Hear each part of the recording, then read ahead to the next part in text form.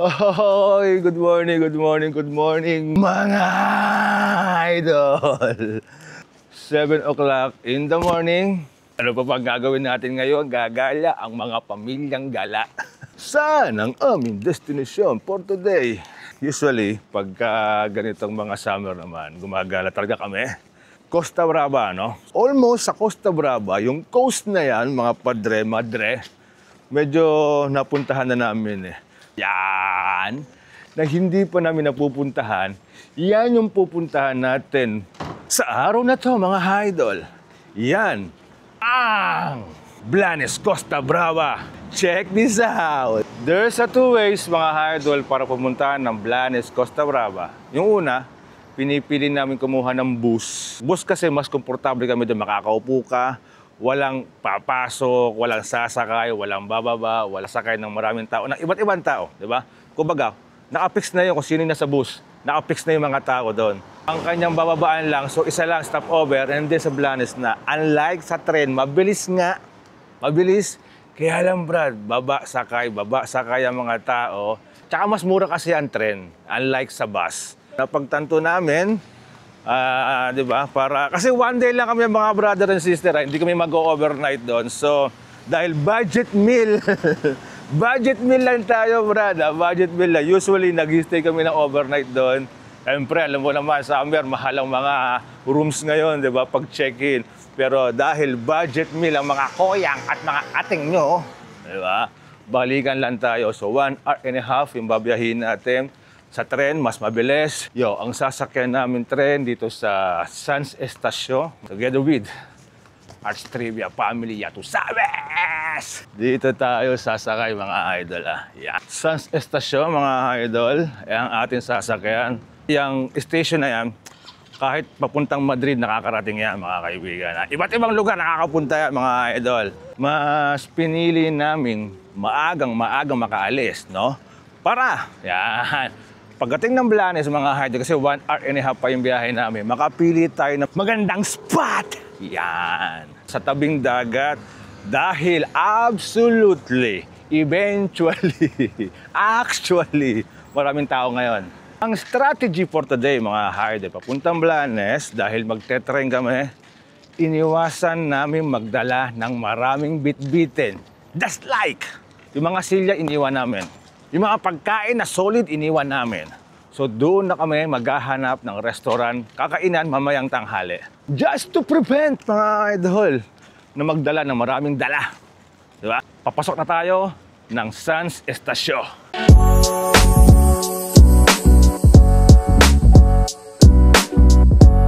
Kumukuha si mami ng ticket. Usually, pumupunta naman kami sa parting yon. Medyo kabisado na namin yung lugar na yun. Kaya lang, hindi pa kami nakakapunta dun sa Blanes, mga idol. Magkano, Brad, lahat? 48 lahat? Balikan na yun? So 48 churros, 4 na kami. Round trip ticket niya.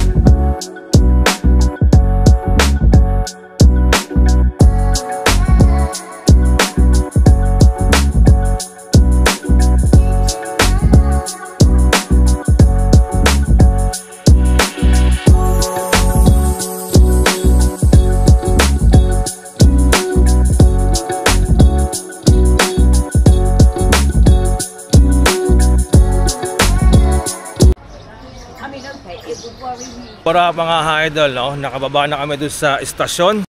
So, ang sabi sa Google Map, pupunta tayo sa Colabana, Blanes, Costa Brava. And ang sabi doon, maglalakad tayo ng almost 15 minutes. Yes, sir!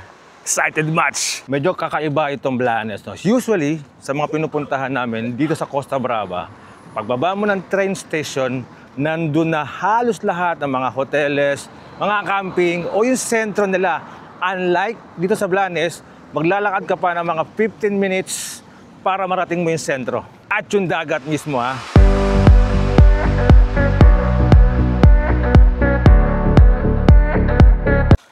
So, nandito na kami mga idol sa Blanes.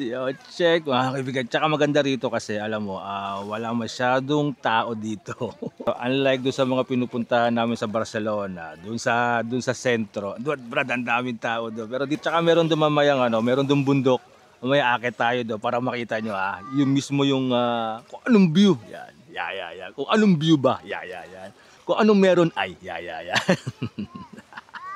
Pero ang ganda, Brad. Kristal. Yan. Ayos sila. Linaw. Linaw. Linaw, di ba? Malinaw yung tubig. Konti yung tao, Brad, di ba? At halos tabi lang kami ng dagat. Ano pa ba? Ang ang naging medyo hassle lang sa amin ng konti, no? Pagbaba ng train, so 20 minutes ka maglalakad. So up and down kasi nga bundok. Pero okay lang, Brad, pero sulit naman yung paglalakad mo ng 20 minutes, Medyo mainit na. Pero ang ganda rito. Ayun tabing bundok Ayun yes sir. Diyan tayo mamaya aakyat para makita natin yung buong view. Yan. Ng Blanes. Yan. Tetesting na ang kuya mo. Ang lamig. Ang sarap. Ang liwanag. Ang lino ng tubig. Ayan. Crystal clear. Yung tubig mga idol Yes sir. At saka merong isda. Ibig sabihin nun, Brad, wow. Kapag may isda sa dagat, mga idol, kapag may isda rito, so ibig sabihin nun, Brad, malinis ang tubig. Yeah. I'm climbing to the mountain. Umaakyat ang koyang mo sa bundok. Yan, di ba? Mukhang solid dito, Brad. Ito yung kaninang bundok na pinakita ko sa inyo, mga idol. At syempre, di ba? Uy. Solid dito, Brad. Solid, Yun, Yeah. Ito yung view sa taas. Ang ganda. Ganda, Brad. Ang ganda. Solid. Pero dito yung parte na to. Gandang tingnan. Alisin ko yung shades. Yan. Wow. Ganda, Brad. Ganda rito. Welcome to Blanes. Meron pa tayo aakyat pa tayo doon sa taas. Yeah. Ganda siya, maganda Blanes. Kasi marami na akong naririnig about dito. Siyempre, nag-research din ako lately. Wow. Ganda Blanes. Ganda rito, Brad. Yeah.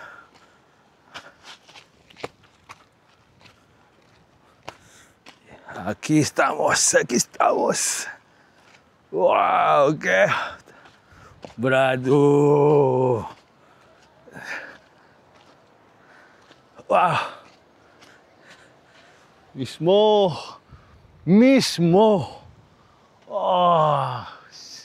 Mismo na lang, mismo. Darito, Brado.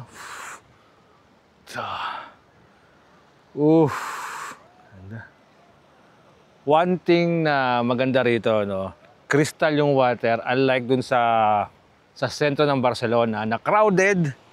Alam mo yun, hindi masyadong maganda. Pero ito, Brad, the best. Ganda, sarap tumambay rito. Dito ka lang, mag-isa. Wow. Pero meron pang mga bundok doon. Yan, bundok dyan. Meron din bundok doon. Pero tingnan natin kung makakapunta tayo dyan. Pero yung taas, mahirap na yata akyatin yan Pero siguro kung meron papunta doon na bus, sasakyan, sakay tayo. Pero doon sa kabila, mukhang bawal kasi merong parang resort Pero okay na rito, Brad. Okay na rito. At syempre, yung bandila ng Catalunya. Ya tu sabes.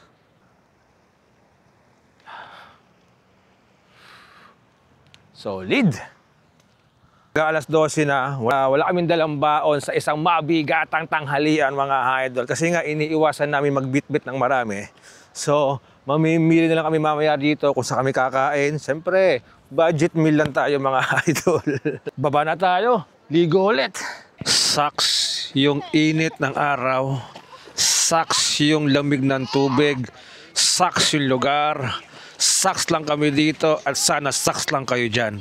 Ayan o, mga saks lang o. Ano, saks lang kayo dyan? Saks? Sakto lang. Sakto, saks. Saks lang. Sakto. Oh. Saks ka lang dyan, saks. Saks lang, saks lang. 12:30 na pero saks pa rin yung saks. Saks pa rin yung init. Natatawa lang ako, no? Habang tumatagal, paikli ng paikli yung mga salita natin. Halimbawa, yung automatic, ginagawang matic. Kayo, ano pa ba? Kuya, ya. Ate, te. Sakto, saks. Ba pagdating ng panahon, puro na lang letra. Ang sabihin natin, mawawala na yung vowels, puro consonant na lang. 2,100, no? Tatanungin mo isang tao, ano, kumain ka na? Ganun lang. Ayaw na magsalita. Kaya masamang pangitain yan, eh. Pagdating ng mahabang panahon, yung mga tao hindi na nagsasalita. Kaya mawawalan ng maraming trabaho. Kasi, tinan mo, yung mga teacher, di ba? Yung mga ABCD, kulang-kulang na. Di ba? Oh, magulo. Kaya sana, tigil nyo na yan. Tigil nyo na yung mga ganyang style. Kung ako yung tatanungin mo kung ano yung magandang style, kung ano lang yung tamang style, Brad, di ba? Halimbawa, buyo mo yung salita, huwag mong paikliin. Na magkaintindihan tayo pare-parehas. Halimbawa, yung sakto. Yan. Yung automatic. Kuya. Ate. Ganun, Brad. Buyo mo yung salita. Kaya ngayon palang mag-iimbento na ako ng napakahabang salita. Kasi alam ko, pagdating ng year 2100, maikli na lang siya. Pansin namin kung lalong mas mainit, Brad, lalong mas malinaw yung tubig. Correct me if I'm wrong. Tingin kayo dito. Oh, tingin dun sa camera. Idol, pack up muna kami doon sa dagat. Pero kakain muna kami dahil 2:00 na. Pero gusto ko pang libutin, mga idol, ang buong Blanes. Hopefully, no? Kasi mataas, Brad, eh. Pero magtatanong ako sa mga local dito kung paano makapunta dun sa bundok na yan, mga idol. Well, we will see. Bogchi muna, isang mabilisan lang, and then, alam mo na, matik. Nakakita kami ng tren. Tren, literal na tren. Pero walang riles. Pero actually, ito yung mga tipikong style na tourist vehicle. Wow! Sa mga katulad ito sa Costa Brava. At hopefully, makapunta doon sa bundok.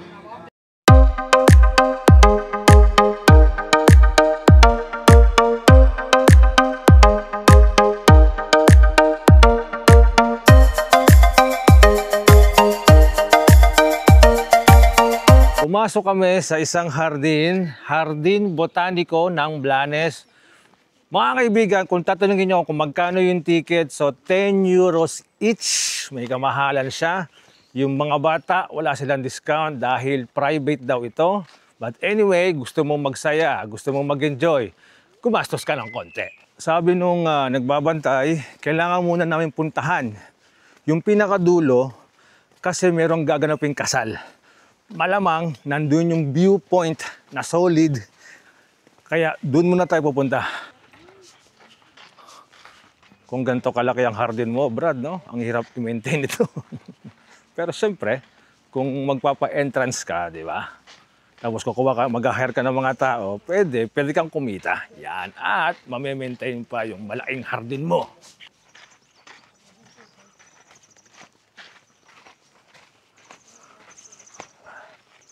Tapos, mga huni ng ibon na maririnig mo. Uy. Dito sa point na to, nakikita ko na yung dagat. Yung isang magandang viewpoint. Nakikita mo na ba yung asul? Yun yung dagat. Wow, pare. Check mo naman to, idol. Kung gaano kasolid naman to, idol. Wow, grabe naman to, idol. Wow, ito yung nakikita ko sa TikTok. So may bayad pala yun. Ay, ang hirap lumigaya, Brad. No? Kailangan mo muna magbayad bago ka lumigaya. Tanda, Brad. Ito yung aming inuna kasi meron daw ikakasal dito. Nagmamadali. Di ba? Pero wow, Brad, dito pala ang tindi na ng view.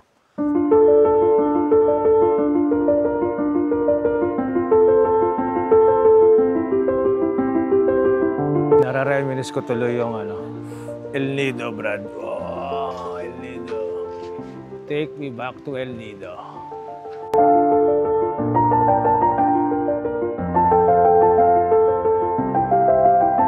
Sarap tumambay dito, Brad. Wow, wow, wow, wow. Nakita niyo yung view, mga idol. Di ba? Solid nun. Solid nun, solid nun, solid nun. Kapag mga ganito yung makikita mong view, siguro minimum mo 3 hours ka rito. 3 hours ka muna rito, Brad. Titingnan mo lang yung magandang view. Magandang nilikha ng Diyos. Wow. Wow. Ano, Brad? Ano? Ang ganda talaga. Ang ganda, ganda, ganda, ganda. Amazing. Parang sa tingin ko ito ang pinaka main event kasi nga tabing dagat. Pero syempre, libutin pa natin. Meron pa rito Ano ba to? Tara, dito tayo.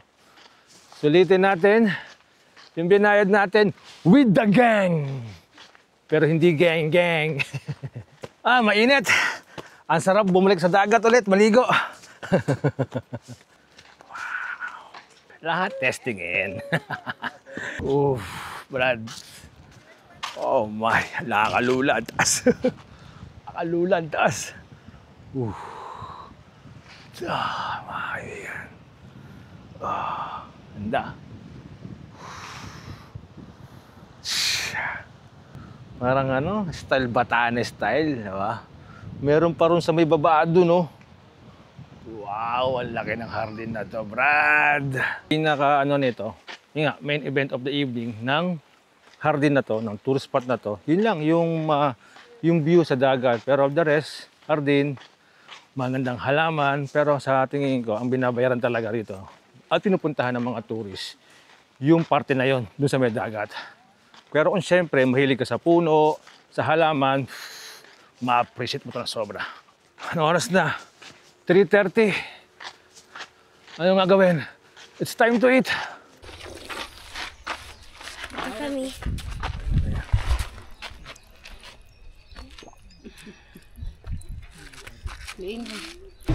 Sumakay kami ulit ng tren pababa, mga idol. So, hanap tayo ng pagkain na makakainan. Yeah, yung solid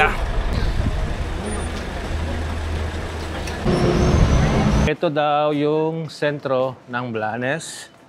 Wow, quite good.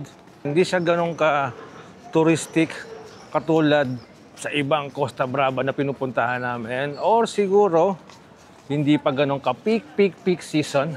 Pero all goods yun kasi mas okay yung ganito, konti lang ang tao. Medyo mahirap lang maghanap ng rito, ng kakainan kasi medyo pricey.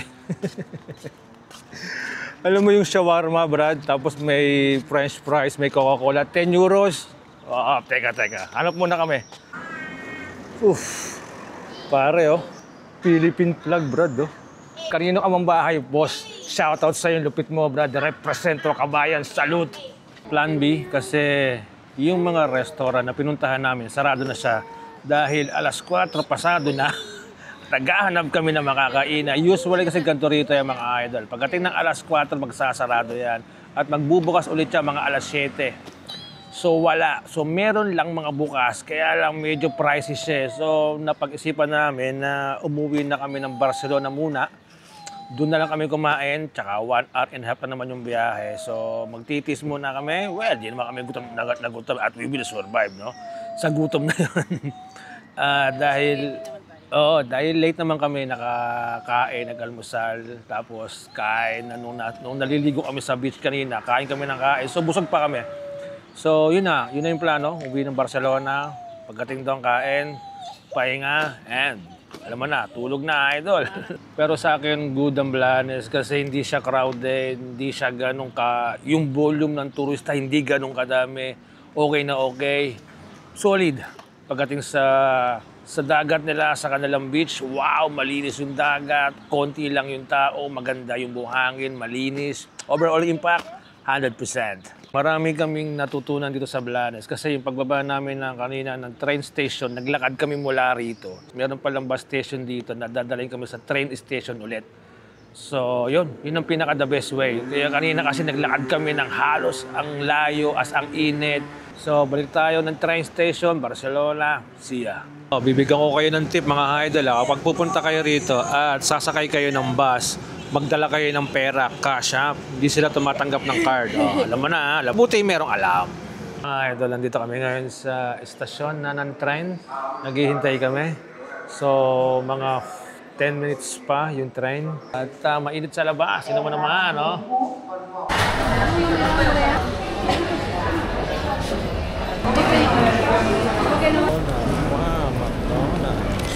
Back to Barcelona mga kaibigan, mga idol. Wow, ang haba ng biyahe namin. Siksikan sa loob ng tren, pero okay lang, ano? Pero parang iba yung simoy ng hangin ng Barcelona at iba yung simoy ng hangin ng Blanes. Yung mga bata, McDonald's ang kanilang in-order. Alas 7 na. Alas 7:30 na pala. Pero si Mami, parang diet yata siya. Sabi niya, tubig lang daw siya. Hindi ba? Hindi daw. Hindi. Then may pagkain sa bahay kasi. Pero ako, order muna ako ng isang pansit para pandagdag doon sa aming ulam na paksiw kahapon pa. Mga kaibigan, G! So what's up mga idol? Talagang sulit. Pagod pero nag-enjoy. Pagkatapos namin maghapunan ni Mami, yun talagang andun na yung pagbagsak ng katawan. Alam mo yung sobrang pagod kasi ang init kanina. Pero the most important thing mga idol, nag-enjoy yung mga bata, no? At panibago na namang napuntahan namin. Check on the bucket list.